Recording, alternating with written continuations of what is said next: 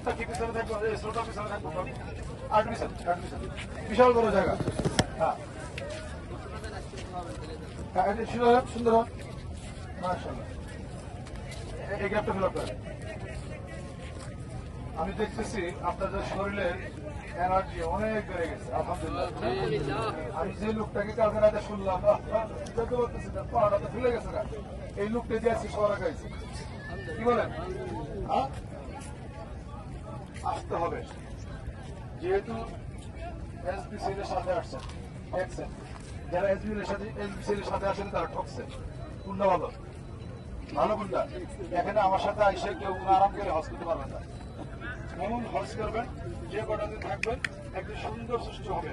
আমি 3 দিন থেকে এসেছি, 3 দিন একদম অনেক আরাম করছেন, ব্যক্তিগত হবে আর পারবেন না। এখন চলবে হচ্ছে এবাদত বন্দেগী, ঘোরাফেরা, দেখাশোনা, মক্কা মদিনার চিপাই চাপাই কি আছে সব দেখতে চাই। সারা বাজে কি হবে আর সারা জীবন তো আমরা আরাম আইস করছি, এখান থেকে যাইও করবো, ঠিক আছে। এখন আমরা ইনশাআল্লাহ আরাম করতে এই জন্য আসলে হ্যাঁ এইটুকু কোনো রোজ না। আল্লাহ রাসূল সাল্লাল্লাহু আলাইহি ওয়াসাল্লাম 100 লক্ষ সাহাবী, কতজন সাহাবী 100 লক্ষ সাহাবীকে সাথে নিয়ে আরাফাতের ময়দানে যখন বিদায় হতে ভাষণ দিয়েছিলেন, তখন কি কোনো এরকম ছাতা, এরকম পানির ব্যবস্থা, এরকম কোন ব্যবস্থা ছিল? আমাদের টাকা ছিল? বুঝলেন তো কেমন কেমন তখন তখন কত কষ্ট করেছে। সেই জায়গায় আমরা আসছি, কত আরাম, কত সুন্দর জায়গা, তাই না? এই জন্য আমরা এই জায়গাটা মাত্র 8:15 আছে। এখন আমি কথা বলতেছি, দেখাইতেছি, মাঝখানে কিন্তু কিন্তু বলে ফেলার আমার এই কথার স্পিড, আমার যে মন মানসিকতা, আমাদের সিস্টেম, আমি যে সিলেবাস, মানে যে রুটিন, এটা কি থাকবে বলেন? থাকবে? আল্লাহর রাস্তায় কথা বলেন। নামাজ যদি বাদ যায় এটা আমি যাই, কি বলেন? আমি এই কাজটা আমি এইখানে আসতে করতেছি না, রেগুলার প্রতি মুহূর্ত, ঠিক আছে? এর জন্য আমার রুটিন আছে, সিস্টেম অনুযায়ী নিয়ে যাবো। আল্লাহ রাস্তায় কেউ কোনো কথা বলবেন না, ঠিক আছে? এখন সর্বোচ্চ 10 মিনিট, ড্রাইভার সাহেবের সময় 20 মিনিট, উনি আমাদের সময় 30 মিনিট। উনি পাকিস্তানি ড্রাইভার, উনি বলছে যে কাফলা প্রত্যেকটা সুন্দর, উনি যেহেতু যে সময় দেবেন আমি আরো 10 মিনিট বাড়াইলাম, 30 মিনিট সময় দিচ্ছে। আমি এই জায়গায় 10 মিনিট সময় দিব। আমাদের সাথে যুক্ত একজন আলেম রয়েছেন, এটা আমাদের সবাইকে মৌলানা আশিকুর রহমান সাহেব বলবেন বিদায় হজের ভাষণে আল্লাহ রাসূল সাল্লাল্লাহু আলাইহি ওয়াসাল্লাম এখানে কি ঘোষণা দিয়েছেন এবং তার কি মেসেজ দিয়েছেন আমাদের জন্য, আমাদের শেষ জামানার উম্মত যারা আমরা আছি আমাদের জন্য কি মেসেজটা দিয়েছেন, এই মেসেজটা আমরা একটু সবাইকে বুঝিয়ে দিয়েছি।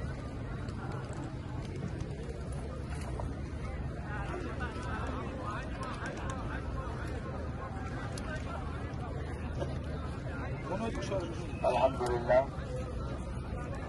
সম্মানিত আল্লাহর ঘরে মেহমান বিন্দ, এসবিসি এর হাজী সাহেব, ভাই ও বোনেরা, আপনারা আজকে যে জায়গাটা আমাদের দাঁড়িয়ে আছেন আলহামদুলিল্লাহ জাবালে রহমত, ঠিক এই জায়গার মধ্যেই আল্লাহ রাসূল সাল্লাল্লাহু আলাইহি ওয়াসাল্লাম জীবনে যে একবার হজ করেছিলেন সেই হজের বিদায় ভাষণ কিন্তু দিয়েছিলেন। সকলে বলে আলহামদুলিল্লাহ। আমি আপনাদেরকে বাসে বলেছিলাম যে একটা হাদিস আপনাদেরকে বলবো। আল্লাহ রাসূল সাল্লাল্লাহু আলাইহি ওয়াসাল্লাম সেদিন বলেছিলেন যে বল্লিগু আন্নী ওয়ালাউ আয়াতান লিউবাল্লিগুকুম আশ-শাহিদুল গায়বা, যে আমার পক্ষ থেকে একটি বাক্য, বলে কয়টি বাক্য? একটি বাক্য হলে তোমরা অনুপস্থিত ব্যক্তিদের কাছে পৌঁছায় দাও। এই যে আজকে আপনারা আসছেন, টাকা থাকলেই সে এখানে আসা যায় না, কবুলিয়াত লাগে আল্লাহ পাকের পক্ষ থেকে। অনেক মানুষ আছে শত শত কোটি টাকার মালিক, তারা আসতে পারে নাই, আসে না নাই? আমি একটু মসজিদে জমা পড়াই হাজারিবাগ, সেখানে আলহামদুলিল্লাহ প্রায় 7,000 মুসল্লি একসাথে জমার নামাজ আদায় করতে পারে আলহামদুলিল্লাহ। তো সেখানে অনেক মুসল্লিরা এই বছর হজে যখন ছুটি নিয়ে আসতেছিলাম কান্নাকাটি করতেছে যে হুজুর আপনি একটু দোয়া করবেন আল্লাহ পাক যেন মরণের আগে 3 টুকরা সাদা কাপড় পরার আগে যদি একবার আমাকে আল্লাহ পাকে হারামে কাপড় পরার সুযোগ দান করেন। আল্লাহ পাক আজকে আপনারা সেখানে নিয়ে আসছেন, দৃষ্টি দিয়ে নয়ন দিয়ে আপনি দেখতেছেন। তো আপনার কি দায়িত্ব না যে আজকে এখান থেকে যে একটি বাক্য শিখেন অনুপস্থিত ব্যক্তির কাছে পৌঁছায় দেওয়া? দায়িত্ব কিনা বলেন? সেদিন সাহাবায়ে কেরাম রিদওয়ানুল্লাহি তাআলা আলাইহিম আজমাইনের ঘোড়া যেই দিকে মুখ করেছে তারা ওইদিকে চলে গেছে, যেই দিকে তাদের ঘোড়া চলে গেছে তারা সেদিকে চলে গেছে দিন প্রচারের উদ্দেশ্যে। আল্লাহ রাসূল সাল্লাল্লাহু আলাইহি ওয়াসাল্লাম সেটা আরেকটি মেসেজ দিয়েছিলেন যে কি তারাকতু ফীকুম আমরাইন লান তাদিল্লু মা তামাসসাকতুম বিহিমা কিতাবাল্লাহ ওয়া সুন্নাত রাসূলি। আল্লাহ রাসূল বলছিলেন সাহাবায়ে কেরাম শোনো, আমি তোমাদের মাঝে দুইটা জিনিস রেখে গেলাম। সবাই বলতে হবে কয়টা? মা বোনরা বলেন কয়টা?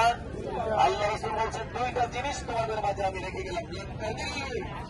কোনদিন তোমরা ধ্বংস হবে না, কোনদিন পথ ভ্রষ্ট হয়ে যাবে না। মা তামাসসাকতুম বিহিমা, যতক্ষণ পর্যন্ত তোমরা এই দুইটা জিনিস ধরে রাখবে। বলেন সুবহানাল্লাহ। রেখে গেছেন কয়টা? ধরে রাখতে হবে কয়টা? তাহলে আমাদের কিয়ামত পর্যন্ত কোনদিন আমাদের পদস্খলন ঘটবে না। এক নম্বর কিতাব আল্লাহ তাআলার কিতাব কোরআন।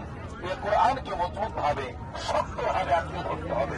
কোরআন আল্লাহ আল-আমরু বিল মা'রুফ ওয়ান নাহয়ু আনিল মুনকার, আল্লাহ পাক যে আদেশ করেছেন, যে নিষেধ করেছেন, সেটা আপনার জীবনে বাস্তবায়ন করতে হবে।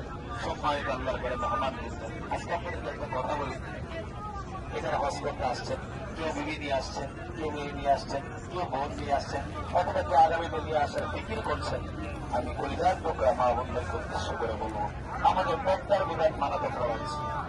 কথা বলে খরচ কিনা? হজের মতো একটা গুরুত্বপূর্ণ কাজে এসে অনেক সময় আমরা এই জিনিসটা আমরা ফেলে প্রতি বছর তো আমরা ছেড়ে দিই। আমি আপনাদের কাছে, আমি একজন মুসলিম ভাই হিসেবে আজকে জালালের রহমতের সদস্য দাঁড়ায় আপনাদেরকে উদাত্ত আহ্বান করবো। আমি আপনাদেরকে অনুরোধ করবো, আল্লাহ রাসূল যে বলেছিলেন যে আমার আল্লাহর কিতাব এবং আমার সুন্নাত, আমার হাদিস যদি তোমরা আঁকড়ে ধরতে পারো তাহলে হাদিস কেউ ধরবে না। এই যে আমাদের পর্দার ক্ষেত্রে একটা বিঘ্নতা ঘটে যায়, পর্দার ক্ষেত্রে আমরা অনেক সময় খেয়াল করি না। এই জন্য আমরা এটা খুব খবর করবো না। অনেক সময় দেখা যায় একজনের স্ত্রী আরেকটা রুমে থাকে, সেখানে 4 মহিলা আছে। আপনার স্ত্রী সেখানে তো আরো 4 জন আপনার গায়ে মহিলা আছে। আমি চোখ দিয়ে দেখা গত 2 দিন আগে আমি দেখছি একজনের